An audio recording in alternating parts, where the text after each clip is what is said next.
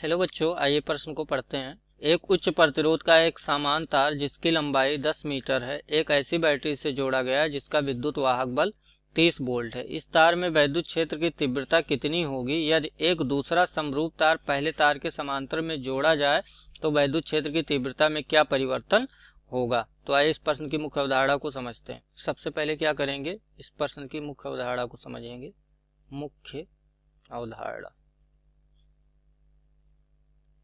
तो इस प्रश्न का जो मुख्य अवधारणा होगा वो क्या होगा? हम देखेंगे वैद्युत क्षेत्र जिसको ई से हम निरूपित करेंगे तथा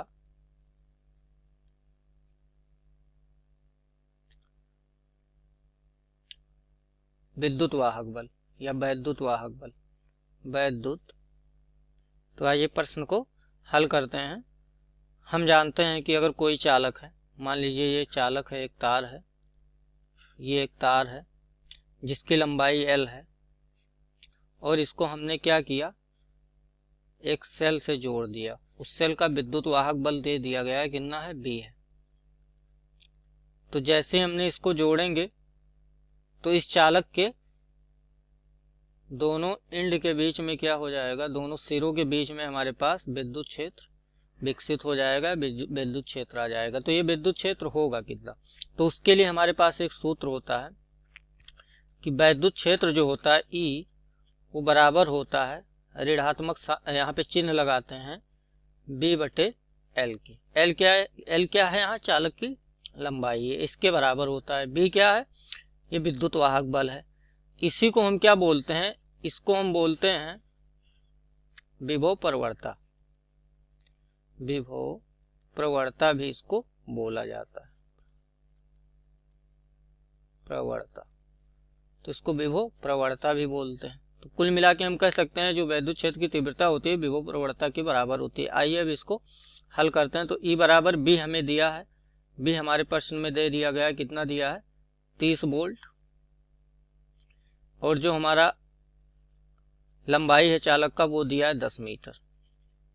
आइए इसके मान को रखते हैं यहाँ पे। तो -B कितना है, 30, इसको 10 रखेंगे तो यहाँ पर हमारे पास जो आ जाएगा E बराबर वो हो जाएगा -3 वोल्ट पर मीटर। अब दूसरी स्थिति में क्या कह रहा है? कह रहा है इसी तार के समांतर क्या किया, एक दूसरा तार जोड़ दिया। ये एक तार ये था, एक तार ये था, दोनों तार को क्या किया, समांतर क्रम में जोड़ दिया गया। और समांतर क्रम में जोड़ करके फिर से वही सेल लगा दिया गया, इसमें यही सेल लगा दिया गया जिसका B है। और दोनों की लंबाई क्या है, समान है। 10 मीटर ये है तो 10 ही मीटर क्या होगा, ये होगा। कह रहा है अब बताइए विद्युत क्षेत्र की तीव्रता पर क्या प्रभाव पड़ेगा। हम देख रहे हैं कि विद्युत क्षेत्र की तीव्रता व्युत्क्रमानुपाती है किसके, लंबाई के। अगर लंबाई क्या होगा, बढ़ेगा तो E घटेगा, अगर लंबाई घटेगा तो E बढ़ेगा। यहाँ पे समान लंबाई के दोनों तार हैं तो E में कोई परिवर्तन नहीं होगा। जो E पहले था -3 वोल्ट पर मीटर, अब भी क्या होगा, -3 वोल्ट पर मीटर ही रहेगा। अतः वैद्युत क्षेत्र की तीव्रता में कोई परिवर्तन नहीं होगा। मैं आशा करता हूँ इस प्रश्न का उत्तर आपको समझ में आया होगा। धन्यवाद।